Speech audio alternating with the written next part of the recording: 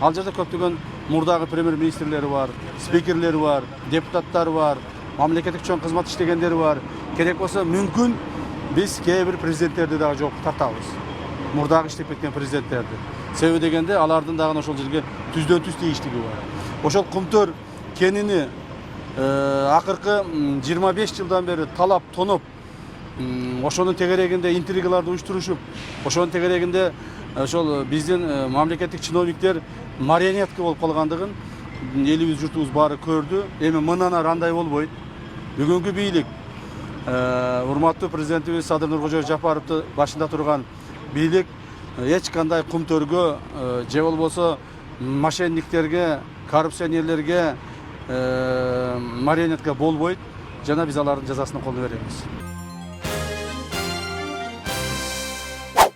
Кумтөр боюнча керек болсо мурдагы президенттер да жооп берет. Мындай пикирин УКМКнын төрагасы Камчыбек Ташиев Жалал Абадка болгон иш сапарында билдирди. Анын айтымында Кумтөр боюнча бардык жооптуу адамдар татыктуу жазасын алат. Биз бул маселени аягына чыгарышыбыз керек. Кумтөрдү акыркы 25 жылда кимдер тоноп жеп келген болсо, баары татыктуу жазасын алат. Азыркы кармоолор эч кандай саясий куугунтук эмес. Керек болсо мурдагы президенттер да жооп берет. Анткени алар дагы Кумтөр боюнча келишимдерге түздөн түз таасир этип турган, деди Ташиев. Кумтөр кенине байланыштуу ачылган кылмыш ишинде эч кандай саясий куугунтук жок. Эч кандай жердешчилик же болбосо ал жерде бирөөнү бирөө куугунтуктоо маселеси каралган эмес. Себеби дегенде биз кимдин ошол окуяга тиешеси болсо баарыны жазага тартууга, баарыны кыргыз элинин алдындагы өздөрүнүн кылган кылмышына жараша жазага тарттырууга биз милдеттүүбүз. Биз ошо милдетибизди аткарып атабыз. Ал жерде көптөгөн мурдагы премьер министрлери бар, спикерлери бар, депутаттар бар, мамлекеттик чоң кызмат иштегендери бар. Керек болсо мүмкүн биз кээ бир президенттерди дагы жоопко тартабыз. Мурдагы иштеп кеткен президенттерди. Себеби дегенде алардын дагы ошол жерге түздөн түз тийиштиги бар. Ошол Кумтөр кенини акыркы 25 жылдан бери талап тоноп, ошонун тегерегинде интригаларды уюштурушуп, ошонун тегерегинде ошол биздин мамлекеттик чиновниктер марионетка болуп калгандыгын элибиз журтубуз баары көрдү. Эми мындан ары андай болбойт.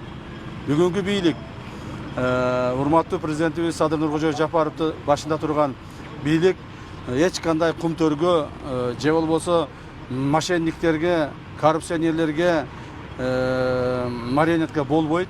Жана биз алардын жазасын колдо беребиз. Кармалгандардын жакындары чыгып атпайбы митингге коркуп аларга? Эми кармалгандардын жакындары ар дайым эле чыгып келген. Мына мен кармалганда дагы мен камалганда деле менин жакындарым чыккан.